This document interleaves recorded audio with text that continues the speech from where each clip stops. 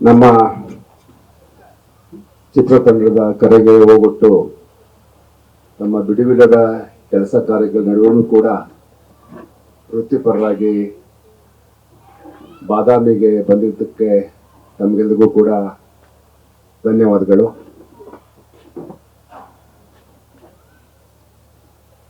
ಕರ್ನಾಟಕ ಬಲಂ ಅಜೇಯಂ ಅಂತ ನಮ್ಮ ಸಿನಿಮಾ ಪ್ರಾರಂಭ ಆಗಿ ಇನ್ನೇನು ಒಂದು ತಿಂಗಳು ಕಳೀತಾ ಬರ್ತಾ ಇದೆ.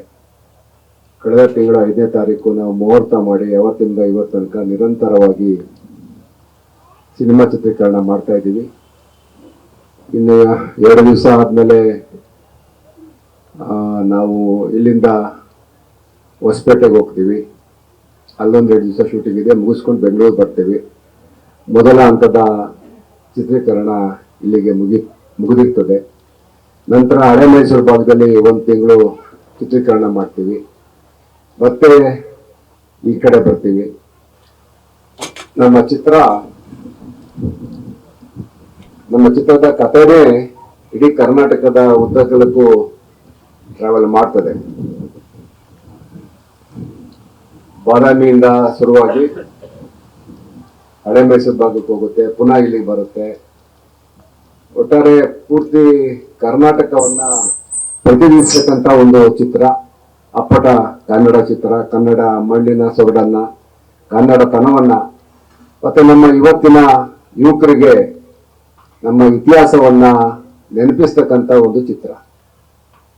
ಚಾಲುಕ್ಯ ಸಾಮ್ರಾಜ್ಯದಲ್ಲಿ ಅವರ ನೆನಪು ಈಗಾಗಲೇ ಸುಮಾರು 1,500 ವರ್ಷಗಳ ಹಿಂದಿನ ವಿಚಾರವನ್ನು ನಮ್ಮ ಯುವಕರಿಗೆ ಒಂದು ಸ್ಫೂರ್ತಿಯ ವಿಷಯವಾಗಿ ಕೊಡಬೇಕು ಅಂತೇಳಿ ನಾವು ತೀರ್ಮಾನ ಮಾಡಿ ಚಿತ್ರಕಥೆಯಲ್ಲಿ ಬಹಳಷ್ಟು ಅಂಶಗಳನ್ನ, ಐತಿಹಾಸಿಕ ಅಂಶಗಳನ್ನ ಇವತ್ತಿನ ಯುವಕರಿಗೆ ಹೇಳುವ ಮುಖಾಂತರ, ಜೊತೆಗೆ ಇವತ್ತಿನ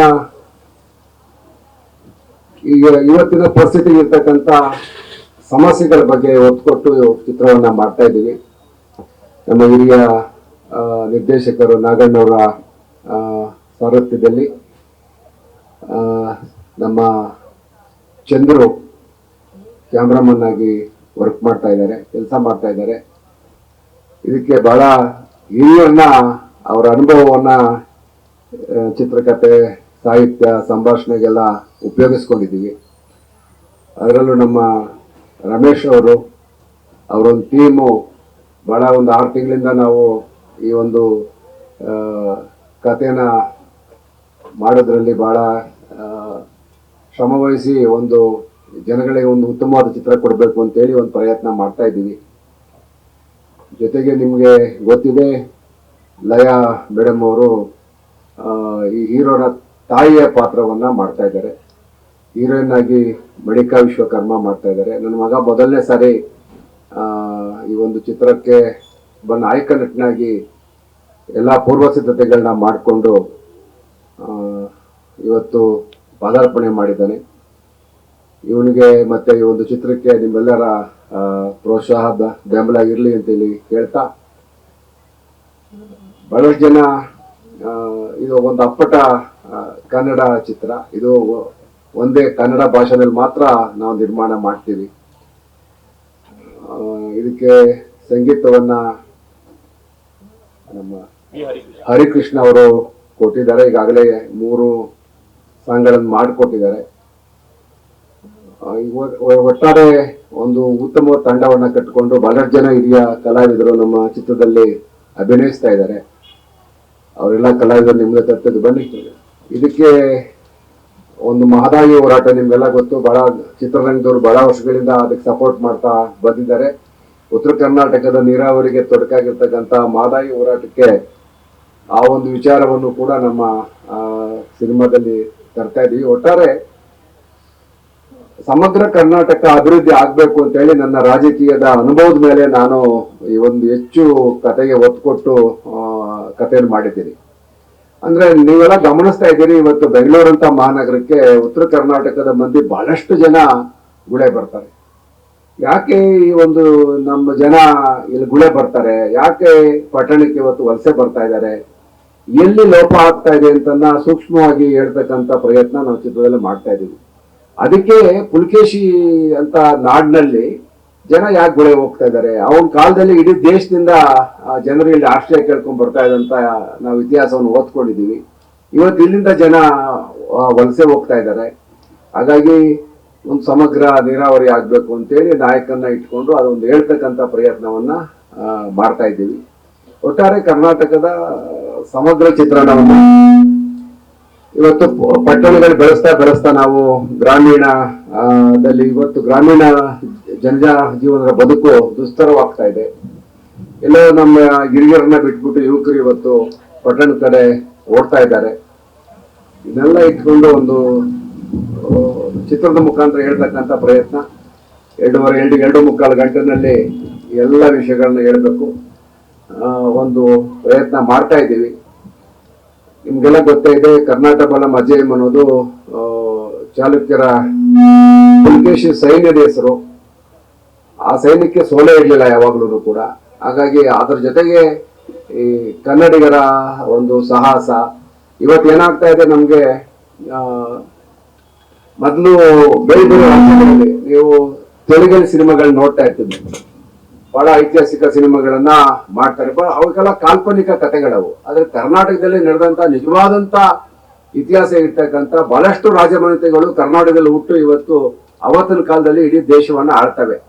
ಆದ್ರೆ ಆ ಒಂದು ವಿಚಾರದಲ್ಲಿ ಬಹಳಷ್ಟು ಸಿನಿಮಾಗಳು ಕನ್ನಡಿಗರಿಗೆ ಕೊಡಬೇಕಾಗಿತ್ತು. ಆ ಒಂದು ನೋವು ನನಗೆ ಯಾವತ್ತು ಕಾಡ್ತಾ ಇತ್ತು. ಹಾಗಾಗಿ ಇಲ್ಲಿ ಒಂದು ಐತಿಹಾಸಿಕ ಚಿತ್ರಣವನ್ನ ಕನ್ನಡಿಗರಿಗೆ ತೋರಿಸ್ತಕ್ಕಂಥ ಒಂದು ಸಣ್ಣ ಪ್ರಯತ್ನ ನಾವು ಮಾಡ್ತಾ ಇದ್ದೀವಿ. ಜೊತೆಗೆ ಇವತ್ತಿನ ಪ್ರಸ್ತುತ ಸಮಸ್ಯೆನೂ ಕೂಡ ಹೇಳ್ತಕ್ಕಂಥ ಪ್ರಯತ್ನ, ಇದೆಲ್ಲ ಒಟ್ಟಿಗೆ ಇಟ್ಕೊಂಡು ಸಿನಿಮಾ ಮಾಡ್ತಾ ಇದೀವಿ. ನನಗೆ ಏನಂದ್ರೆ ನಮ್ಮ ಸಿನಿಮಾ ಹೆಸರು ಇದು ಚೆನ್ನಾಗಿ ಪ್ರಚಾರ ಆಗ್ಬೇಕು. ಮೊದಲನೇ ಸಿನಿಮಾ ನಿಮ್ಗೆಲ್ಲ ಗೊತ್ತೇ ಇದೆ. ಕಳೆದ 25 ವರ್ಷ ಆದ್ಮೇಲೆ ನಾನು ಮತ್ತೆ ಚಿತ್ರರಂಗತ್ತ ಬರ್ತಾ ಇದ್ದೀವಿ. ನಮ್ಮ ಸಂಸ್ಥೆಯಿಂದ ಹಿಂದೆ 2 ಸಿನಿಮಾ ನಿರ್ಮಾಣ ಮಾಡಿದ್ವಿ. ಉತ್ತರ ಧ್ರುವದಿಂದ ದಕ್ಷಿಣ ಧ್ರುವಕ್ಕೂ ಮತ್ತು ಸೈನಿಕ ಚಿತ್ರವನ್ನ. ಈಗ ಮತ್ತೆರಡು ಸಿನಿಮಾ ಅನೌನ್ಸ್ ಮಾಡಿದ್ದೀವಿ. ಕರ್ನಾಟಕ ಬಲ ಮಜೇಮ್ ಈಗ ಪ್ರಾರಂಭ ಆಗಿದೆ. ಇನ್ನು 2-3 ತಿಂಗಳಲ್ಲಿ ಸೈನಿಕ ಭಾಗ 2 ಕೂಡ ಪ್ರಾರಂಭ ಆಗ್ತದೆ. ಹಾಗಾಗಿ 2 ಚಿತ್ರಗಳ ಬಗ್ಗೆ ಒಂದು ರೈತರ ಸಮಸ್ಯೆ ಇಟ್ಕೊಂಡು ಸಿನಿಮಾ ಮಾಡಿದ್ರೆ, ಮತ್ತೊಂದು ಈ ದೇಶದ ಹಿತವನ್ನು ಇಟ್ಕೊಂಡು ಒಬ್ಬ ಸೈನಿಕ ಎಷ್ಟೆಲ್ಲ ಹೋರಾಟ ಮಾಡ್ತಾನೆ ಅನ್ನೋದನ್ನ ಮತ್ತೆ ಜನಗಳ ಮುಂದೆ ಕಟ್ಕೊಡ್ಬೇಕು ಒಂದು ಪ್ರಯತ್ನ ಮಾಡ್ತಾ ಇದೀವಿ.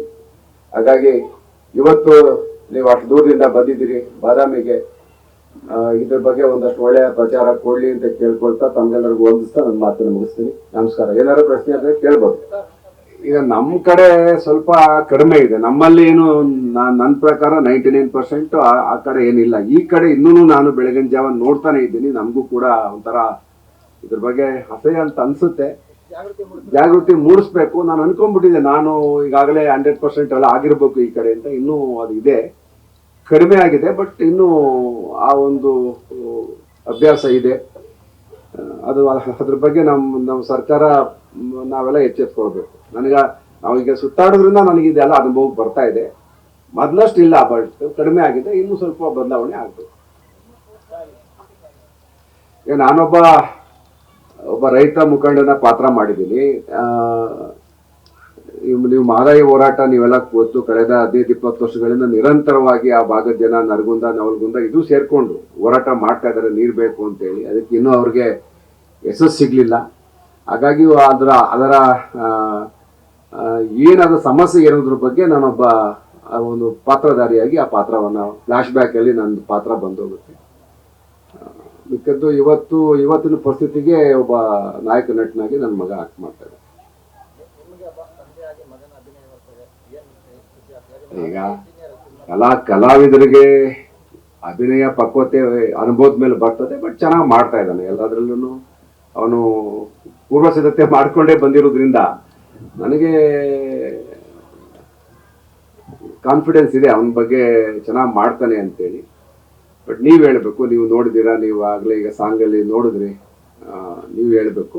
ಬಟ್ ನಾನು ಮೊದಲೇ ಹೇಳಿದೆ, ಬಹಳಷ್ಟು ಜನ ಸಾವಿರಾರು ಜನ ಕಲಾವಿದರಾಗಬೇಕು ಅಂತ ಲಕ್ಷಾಂತರ ಜನ ಪ್ರಯತ್ನ ಪಡ್ತಾರೆ. ಕೆಲವರು ಮಾತ್ರ ಬೆಳ್ಳಿ ಪರದೆ ಸ್ವೀಕಾರ ಮಾಡ್ತದೆ. ನಾನು ಮೊದಲೇ ಹೇಳ್ದಂಗೆ ಅದೃಷ್ಟನೂ ಬೇಕು, ಪ್ರತಿಭೆನೂ ಇರಬೇಕು, ಅವಕಾಶನೂ ಬೇಕು. ನಾವು ಒಂದು ಸಾಂಗನ್ನು 6 ದಿವಸ ಶೂಟ್ ಮಾಡ್ತಾ ಇದ್ದೀವಿ, ಒಂದೇ ಸಾಂಗ್ನ. ಈ ಸಾಂಗ್ ಏನು ಹೇಳಿದೀವಿ ಅಂದರೆ, ಚಾಲುಕ್ಯ ಸಾಮ್ರಾಜ್ಯದ ವಿಚಾರ ಹೇಳ್ತಾ ಬಾದಾಮಿ, ಐಹೊಳೆ, ಪಟ್ಟದಕಲ್ಲು, ಮಹಾಕೂಟ, ಹೀಗೆ ಬಹಳಷ್ಟು ಅವರ ಕುರುಹುಗಳೆಲ್ಲ ಇದೆ. ಇದೊಂದೇ ಇಲ್ಲ, ಅದು ತೆಲಂಗಾಣ ಆಗ್ಬೋದು, ನೀವು ಮಹಾರಾಷ್ಟ್ರ ಆಗ್ಬೋದು, ಗುಜರಾತ್ ಆಗ್ಬೋದು. ಬಟ್ ನಮ್ಗೆ ಅಷ್ಟು ಆಗಲ್ಲ. ಇಡೀ ಕರ್ನಾಟಕ ಇರ್ತಕ್ಕಂಥ ಇವ್ರ ಮಾನ್ಯುಮೆಂಟ್ಸ್ ಎಲ್ಲೆಲ್ಲಿದೆ ಅಲ್ಲೆಲ್ಲ ಶೂಟ್ ಮಾಡ್ತಾ ಇದ್ದೀವಿ. ಇದು ASA ಸೈಟು, ನಿಮಗೆಲ್ಲ ಗೊತ್ತೇ ಇದೆ, ಬಹಳ ಕಷ್ಟ. ಎಲ್ಲ ಪರ್ಮಿಷನ್ ತಗೊಳ್ಳೋದು, ಅವರ ರಿಸ್ಟ್ರಿಕ್ಷನ್ ಫಾಲೋ ಅಪ್ ಮಾಡಬೇಕಾಗ್ತದೆ. ಇಲ್ಲಿ ಆ್ಯಕ್ಚುಲಿ ಏರಿಯಾ ಶೂಟ್ ಮಾಡೋಕ್ಕೆ ನಮಗೆ ಪರ್ಮಿಷನ್ ಸಿಗಲಿಲ್ಲ. ಆದರೂ ಕೂಡ ನಮ್ಗೆ ಇರ್ತಕ್ಕಂಥ ಇತಿಮಿತಿನಲ್ಲಿ ಇರ್ತಕ್ಕಂಥ 4-5 ಜಾಗನೂ ಕೂಡ ಶೂಟ್ ಮಾಡಿದ್ದೀವಿ. ಈಗ ಇವತ್ತು 5ನೇ ದಿವಸ, ನಾಳೆ 6ನೇ ದಿವಸ ಸಾಂಗು ಮುಗೀತದೆ.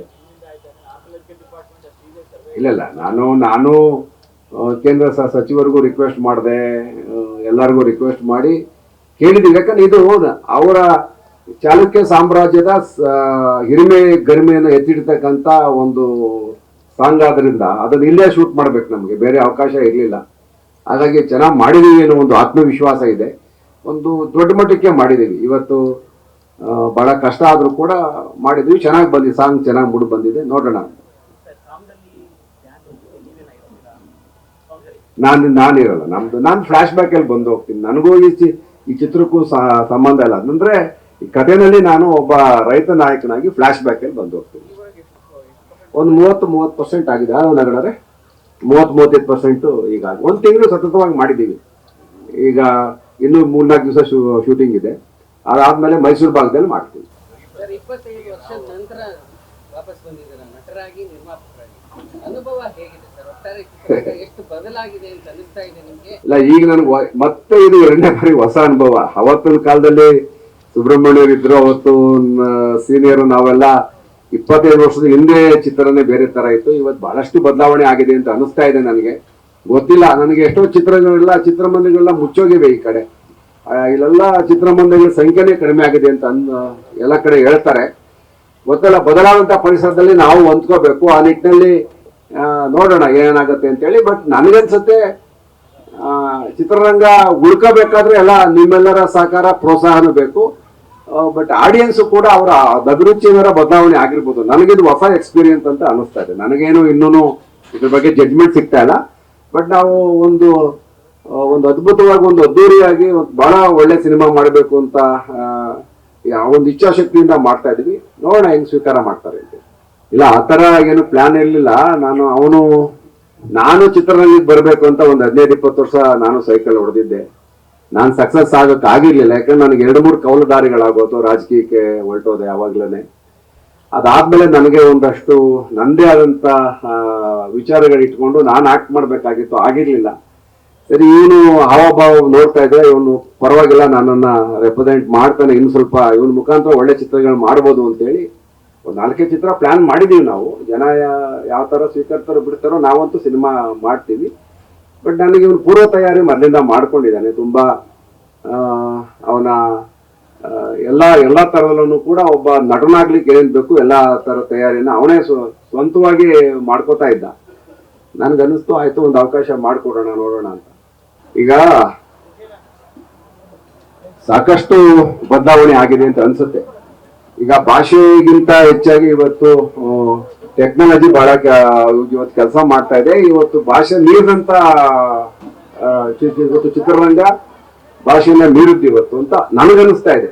ಯಾಕಂದ್ರೆ ಬೇರೆ ಬೇರೆ ಭಾಷೆಗಳು ನಾವೆಲ್ಲ ಮೊದಲೇ ಹೇಳಿದ್ರೆ ಎಷ್ಟು ಚಾಲೆಂಜಸ್ ಇದೆ ಅಂದ್ರೆ ನಮ್ಗೀಗ ಕನ್ನಡ ಚಿತ್ರರಂಗಕ್ಕೆ ಚಾಲೆಂಜ್ ಅಲ್ಲ, ಇಡೀ ವರ್ಲ್ಡ್ ಸಿನಿಮಾ ನಮ್ಗೆ ಚಾಲೆಂಜ್ ಆಗಿದೆ ಇವತ್ತು. ಹಾಗಾಗಿ ಆ ಮಧ್ಯದಲ್ಲಿ ನಾವು ಮಾಡಬೇಕು, ನೋಡೋಣ ಏನಾಗುತ್ತೆ.